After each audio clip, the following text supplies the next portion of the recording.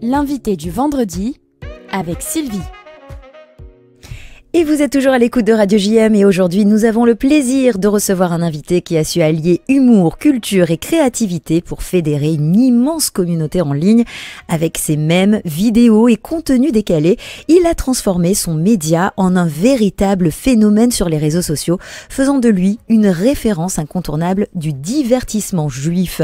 Alors avec plus de 300 000 abonnés sur l'ensemble de ses plateformes, il captive son public en proposant des contenus à la fois drôle, pertinent et toujours empreint de bienveillance. Vous l'avez compris, notre invité du jour n'est autre que David Krief, le fondateur de JuBuzz. David, bienvenue dans Vivement Vendredi sur Radio JM, on est ravis de vous avoir avec nous. Comment ça va ? Bonjour Sylvie, merci beaucoup. C'est beaucoup de compliments, ça. J'ai pas l'habitude. Merci beaucoup, ça fait plaisir. Je suis étonnée que vous me disiez que vous n'avez pas l'habitude d'avoir des compliments. Ce que vous faites sur les réseaux, c'est quand même formidable. C'est gentil. Non, si, bon, on me le dit, mais là, comme ça, d'une traite, ça fait plaisir. Voilà, c'est vraiment, ça me touche. Merci beaucoup. Eh bien, c'est sincère et en tout cas, on est ravis de vous avoir avec nous. Alors, évidemment, pour commencer, on va quand même raconter comment est née cette idée de JuBuzz en 2017 déjà. Eh oui, ça fait presque 7 ans et demi, quelque chose comme ça. Donc, ça fait quand même un petit moment maintenant et ben, ça a commencé bêtement, en fait, par... on s'envoyait des blagues entre copains et puis bon, comme moi je venais finir mes études en marketing digital, donc j'avais vraiment soif de vouloir pratiquer ce que j'avais appris à l'école et dans les stages, donc justement je me suis dit on va partager tout ça au plus grand nombre et j'ai commencé par créer à l'époque une page Facebook et puis il y a eu Instagram et puis voilà, après la machine s'est emballée et ça, c'est ce que c'est devenu aujourd'hui. Et qu'est-ce qui a fait que vous y avez cru en ce projet et finalement devenir au final un chef d'entreprise aujourd'hui ? Au début, j'y croyais pas enfin, je faisais ça vraiment pour le fun à côté de mon travail, en me disant on voit ce que ça donne. J'avance dessus et on voit ce que ça donne. Et à un moment donné où ça a pris tellement d'ampleur que je n'arrivais plus à faire ça à mi-temps, quoi. Donc je me suis dit soit je me lance à 100%. Et on verra. Mais j'y croyais à ce moment-là. Ou soit j'arrêtais tout ou enfin je stagnais comme c'était et finalement j'ai choisi et j'ai fait le bon choix de me consacrer à 100% à JuBuzz. Et est-ce que vous vous attendiez finalement à cet engouement lors de cette création ? Lors de la création, non, parce que pas forcément, mais 6 mois après, quand j'ai vu l'ampleur que ça avait pris, et que je commençais aussi à avoir des demandes de partenariat, etc., et que je voyais aussi le potentiel commercial du média, là oui, j'ai commencé à y croire. Eh oui, on comprend pourquoi. Alors, c'est vrai que c'est aujourd'hui le plus grand média de divertissement juif sur les réseaux sociaux. Finalement, est-ce que vous pourriez nous dire, selon vous, quelle est la force de JuBuzz ? La force de JuBuzz peut-être que, je pense qu'il n'y en a pas qu'une, mais peut-être celle qui se dégage le plus, c'est que c'est rassembleur, ça parle à tout le monde, qu'on soit âgé, moins âgé, qu'on soit religieux, pas religieux, qu'on soit de France, d'Israël, ça parle à tout le monde. Il y a chacun il trouve son compte en fait, et c'est peut-être ça qui fait que justement c'est assez populaire. Et puis comme vous l'avez dit dans l'introduction, c'est que c'est toujours fait avec bienveillance, on se moque pas de personne. Et c'est toujours léger, positif. Donc voilà, je pense que c'est la bonne recette. Alors, vous avez parlé un petit peu de religieux, non religieux, mais je trouve que vous réussissez à maintenir un équilibre entre cet humour et aussi ce respect des sensibilités religieuses. C'est volontaire de votre part ? Oui, c'est volontaire. Je suis moi-même assez pratiquant, donc je vais pas faire quelque chose qui soit à l'encontre de mes convictions. Maintenant, j'oublie pas non plus que bien que moi je sois pratiquant, qu'il y en a beaucoup qui ne le sont pas, et que justement aussi il faut leur parler aussi à ceux qui ne le sont pas, et même parfois vous pouvez peut-être déceler des petits moments dans de contenu où il y a eu des fois des petites incitations, des petits sous-entendus, voilà pour dégager un petit message de Torah aussi qui se faufile comme ça.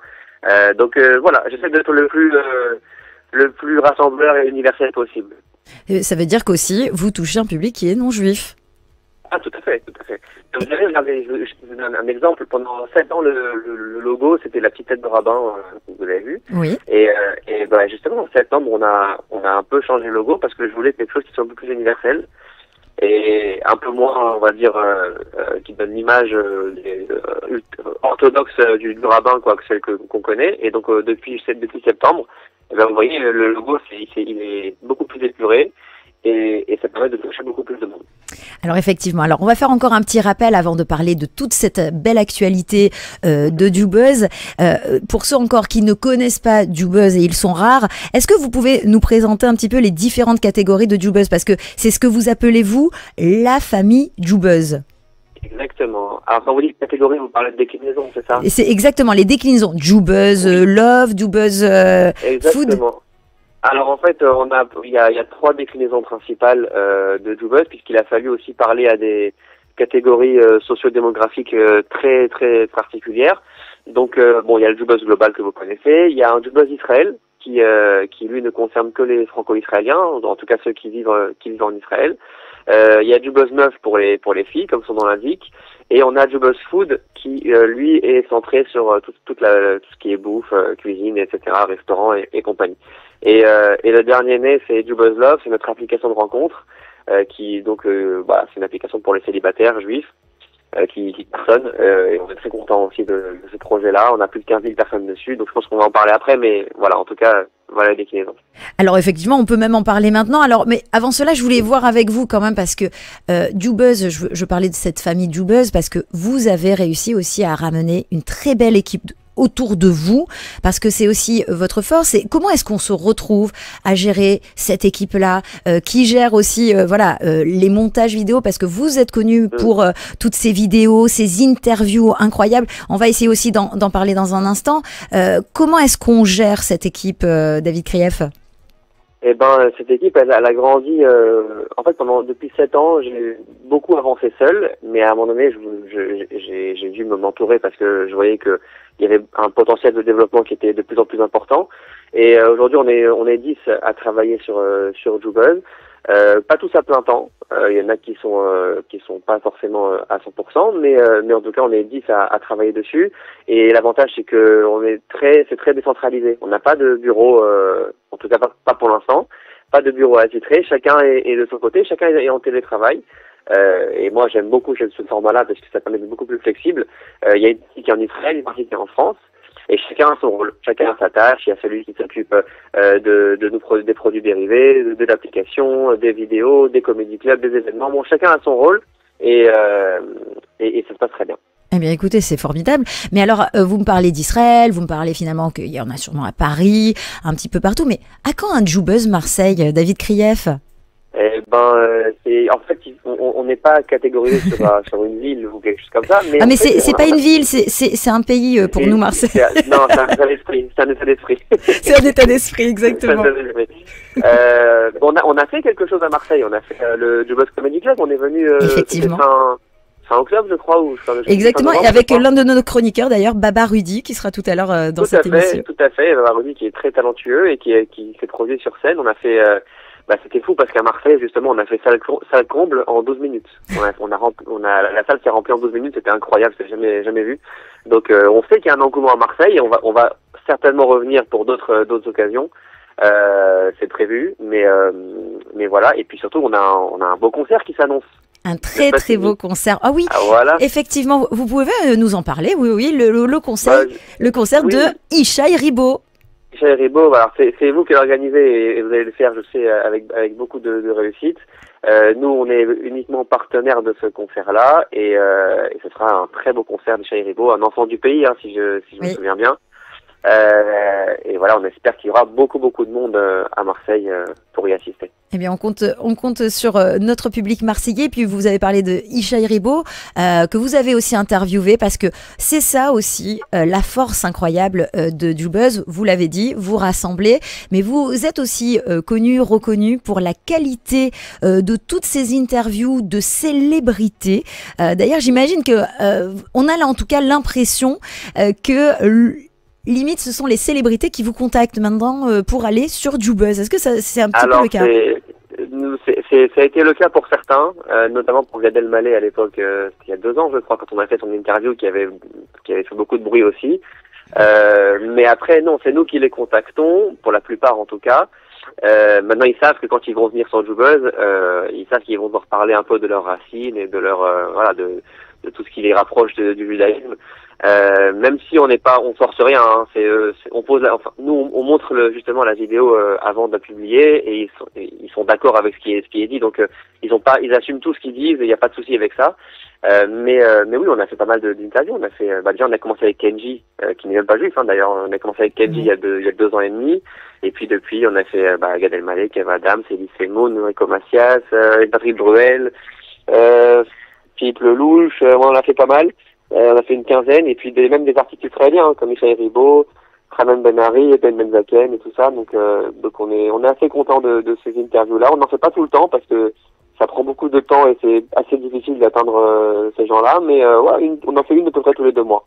En tout cas, elles sont formidables et j'invite nos auditeurs vraiment à se rendre sur Instagram, découvrir ou redécouvrir ces interviews parce qu'effectivement, il y a de la qualité, il y a un vrai travail de montage et puis surtout la pertinence de vos questions. Alors, je voulais quand même faire une toute petite parenthèse, si vous le permettez aussi, sur l'une de vos interviews parce que Jubuzz, c'est du rire, c'est aussi de l'émotion, de l'information à sa façon. Et il y en a une qui a été marquante pour beaucoup d'entre nous et sûrement pour vous, surtout même pour vous. C'est l'interview avec Léon Lefkovitch, voilà, l'un des derniers survivants de la Shoah. Alors déjà, bravo pour ce que vous avez fait. Comment est-ce qu'on prépare une telle rencontre? Comment aussi l'avez-vous vécu, David Krief? C'est une interview qui me tenait vraiment à cœur parce que, comme vous le savez, Jubuzz, ça n'a rien à voir avec tout ça. C'est vraiment du divertissement et vous le savez, depuis le 7 octobre, justement, je fais attention à ce qu'on parle le moins possible de la guerre. Pourquoi? Parce que le but de Jubuzz, c'est vraiment de penser à autre chose et de rire et de sourire et de sortir des mauvaises nouvelles. Donc, je fais en sorte que sur Jubuzz, on parle le moins possible des mauvaises nouvelles, d'antisémitisme, de guerre, etc. Mais j'ai voulu faire une petite exception, on va dire, en termes d'émotion, parce que ça me tenait à cœur. Je sais que les survivants de la Shoah aujourd'hui ils sont plus très nombreux. Et quand je suis parti à Auschwitz il y a 1 an, avec Chaleb, j'avais fait un voyage en Pologne là-bas. Ça m'a vraiment bouleversé. Et puis je me suis dit, il faut qu'on fasse quelque chose sur Jubuzz, autour de la Shoah, autour de témoignages de rescapés. Et donc ça fait 1 an que je suis sur ce projet-là. Et j'ai contacté quelqu'un qui s'appelle Nissim Selam, qui est formidable et qui m'a mis en relation avec Léon Lefkovitch. Et donc on a fait cette interview-là au Mémorial de la Shoah à Paris. Et comme vous l'avez dit, ça m'a aussi beaucoup marqué. J'ai beaucoup pleuré après cette interview parce que dans le montage, il y a 15 minutes, mais l'interview a duré 2 heures. Donc vous savez, il a dit beaucoup de choses qu'on n'a pas pu montrer en vidéo. Et c'était vraiment extraordinaire d'avoir un homme comme ça de 94 ans qui a encore toute sa tête et qui a vécu ce que personne aujourd'hui d'entre nous ne peut avoir vécu. Donc voilà, moi en tout cas c'est vraiment chargé d'émotions et je suis vraiment très content parce que cette interview-là, au-delà des chiffres, elle a marqué énormément de monde. On a fait plus d'1 million de vues sur cette vidéo, tout raison confondu. C'est même passé sur Quotidien à la télé. Ils en ont parlé aussi, sur TMC. Donc voilà, on est vraiment content de cette interview-là et je sais que elle a pu changer les mentalités et bouleverser beaucoup de monde. Oui, elle est formidable et vous l'avez dit, elle dure 15 minutes, mais on a l'impression qu'elle dure vraiment 1 ou 2 minutes au format spécial. Oui, elle est captivante. Vraiment, c'est un format spécial. On retrouve cette touche d'humour, mais aussi cette bienveillance, cet amour. Alors, je vais faire une petite transition à présent, qui n'est pas la meilleure, mais parlons amour aujourd'hui sur ce plateau, David, puisque vous avez récemment lancé Jubuzz. Enfin, récemment, c'est plutôt il y a déjà 1 an, cette application de rencontres juives. Est-ce que vous pouvez nous parler de cette application et surtout de ses fonctionnalités qui sont très innovantes? Oui, alors l'application s'appelle Jubuzz Love, on ne s'est pas trop cassé la tête sur le nom. On a plus de 15 000 utilisateurs aujourd'hui sur l'application. Donc est-ce que c'est une bonne nouvelle ou pas? Je sais pas, c'est à vous de juger si c'est une bonne nouvelle. Mais en tout cas, on a beaucoup de monde de tous les âges. C'est pas quelque chose qui est réservé aux jeunes, au contraire, c'est vraiment pour tout le monde. Et on a déjà, là, je crois qu'on est déjà à 3 mariages depuis 1 an, donc c'est rapide. C'est génial. 3 mariages, on a des dizaines de fiançailles et puis des couples, on les compte même plus maintenant, parce on essaie de les suivre au plus possible. De suivre les couples jusqu'au mariage et même après. Et là, on commence à atteindre un niveau où on n'arrive plus trop à suivre. Donc c'est bon signe aussi. Et voilà, et l'application marche très bien. On a plusieurs innovations. La première, c'est qu'on a un indice de compatibilité religieuse, ce qui veut dire que quand vous allez vous inscrire sur l'application, vous allez mettre, il y a des curseurs en fonction sur chaque catégorie où vous allez évaluer votre niveau de religion. Et en fait, l'algorithme va comparer votre niveau avec celui du profil qui va apparaître en face de vous et dire à quel point vous matchez. Donc ça, c'est hyper important parce que la religion chez nous, c'est le socle du couple. Donc si d'emblée, vous savez à quel point vous êtes compatible, ça facilite beaucoup les choses par la suite. Donc ça, c'est la première innovation. La deuxième grosse innovation, c'est qu'on a mis en place des salons dans l'application. Oui. Les salons, ça veut dire que vous avez, par exemple, vous cherchez un Marocain, et là vous avez le salon Les Marocains, et dedans il y a tous les Marocains de l'application. C'est formidable. Assez intéressant, assez sympathique. Mais il faut penser aux Ashkénazes, et les Ashkénazes quand même, parce qu'on parle beaucoup des Marocains sur Jubuzz, mais il y a les Ashkénazes, David. Bien sûr, non, mais il y a de tout, justement, les Marocains, Ashkénazes, les dentistes, les Marseillais, on peut tout faire. C'est vraiment, c'est très ouvert. Et troisième innovation, c'est qu'on a des expériences donc qui permettent de changer un peu la façon de rencontrer les gens. Donc on a par exemple un mode blind où c'est un mode sans photo pour ceux qui ne sont pas forcément attachés au physique, et ben ils peuvent faire ça à l'aveugle. Voilà, il y a plein d'autres expériences aussi qui sont dessus. Donc il y a même une carte, la Mazal Map, c'est une carte avec tous les célibataires qu'il y a autour de vous. C'est donc voilà, il y génial. a vraiment pas mal de choses qui n'existent pas ailleurs dans les rencontres juives, et qui font que cette application marche vraiment bien, et de mieux en mieux. Et formidable. Et vous étiez en train de dire, quand je vous ai un petit peu coupé, aussi pour les personnes qui sont divorcées, qui souhaitent se remarier. Enfin voilà, vous avez vraiment... C'est vraiment pour tout le monde. Alors moi j'ai noté, il y a Mazal aussi au premier regard, Mazal Roulette. Et alors comment est-ce que vous vérifiez quand même les profils pour être sûr qu'il n'y ait pas de problème, parce qu'on peut en rencontrer aujourd'hui en 2025, maintenant avec ce qui se passe avec nos amis antisémites. Comment est-ce qu'on vérifie sur cette application qu'il n'y ait pas trop de soucis? Eh bien, on a mis en place un système qui s'appelle le Selfie Mezouza. Donc en fait, à l'inscription, vous devez forcément vous prendre en photo avec une mezouza à côté de vous. Et déjà, ça permet de filtrer 99% des profils, parce que tout le monde n'a pas une mezouza chez soi. On va dire, dans la communauté juive, on a tous une mezouza chez soi, à peu près, dans la globalité, mais voilà, quelqu'un de malveillant, je ne vois pas aller chez quelqu'un pour se prendre en photo devant une mezouza. Et après, vous allez me dire, mais ok, mais les restaurants, etc. Et justement, ça, on a fait en sorte que le selfie mezouza soit uniquement en intérieur, donc pas extérieur. Donc voilà, c'est un petit moyen un peu smart et simple de contrôler. Eh bien ça c'est formidable. Alors vous l'avez dit aussi, il y a un suivi avec cette application Jubuzz Love, à tel point que vous allez organiser quelque chose le 13 février. Exactement. Comment vous savez ça? Écoutez, je suis une petite souris qui me faufile de temps en temps un petit peu de partout. C'est fou parce qu'on n'a pas communiqué dessus, c'est bon, bravo, c'est dit. Eh bien écoutez, merci. Oui, le 13 février, on organise un dîner, en tout cas c'est le premier dîner des couples, et dans lequel on va faire comme une presse à Valentin, quoi. Bon, c'est vraiment pour la date. Et on a les 20 couples qui se sont rencontrés sur l'application. Certains sont mariés, d'autres sont fiancés, et d'autres sont juste en couple. Et on va les faire venir dans un dîner qui est offert, qu'on leur offre, quoi, et tous ensemble à Paris. Et pour apprendre à les connaître, à découvrir leur histoire, et puis voilà, les mettre un peu en lumière. Eh bien ça c'est formidable. Ah ben on imagine que ce sera sympa parce que c'est Jubuzz. Alors Jubuzz, j'ai envie encore de parler avec vous, David. J'ai pas envie de raccrocher tout de suite parce que moi non plus. On est si bien là à l'antenne de Radio JM et c'est formidable. Alors parce que vous l'avez dit aussi, Jubuzz, parce que je veux vraiment présenter toutes les facettes de ce média, puisque vous l'avez dit, ce sont des comédie clubs, ce sont des shabbats organisés, d'ailleurs qui se remplissent aussi à très très grande grande vitesse. Donc j'imagine que vous allez bientôt en refaire. Mais il y a aussi la sortie de livres, le fameux livre Où est Joubuzz, la Haggadah 2025. Est-ce qu'on l'attend, cette Haggadah 2025? Alors dites-nous tout. Oui, on l'attend avec impatience. Bah justement, là, bon, le livre Où est Joubuzz, c'était il y a 2 ans. Il a aussi beaucoup marché chez les enfants, parce que c'est un livre pour enfants et on en a vendu quasiment presque 2000 de livres comme celui-ci, donc on est vraiment content de ce livre-là. On espère faire le 2e tome assez rapidement parce qu'il y a une vraie demande. Mais nous, notre best-seller, c'est vraiment la Haggadah de Pessah qu'on fait depuis, là, ça sera la 5e année. C'est un travail de quasiment 6 mois. On la commence en septembre et chaque année, on fait un thème différent. Donc l'an dernier c'était sur les Jeux Olympiques parce que c'était en rapport avec l'actualité. L'année d'avant on était sur le cinéma, donc une Haggadah sur le thème du cinéma. Alors quand je dis thème, ça veut dire c'est la Haggadah classique qu'on a tous à la maison avec les textes depuis 2000 ans, mais les illustrations sont en rapport avec justement le thème de la Haggadah. Et ces illustrations-là permettent de mieux comprendre et de mieux apprécier le Seder de Pessah et de mieux le vivre.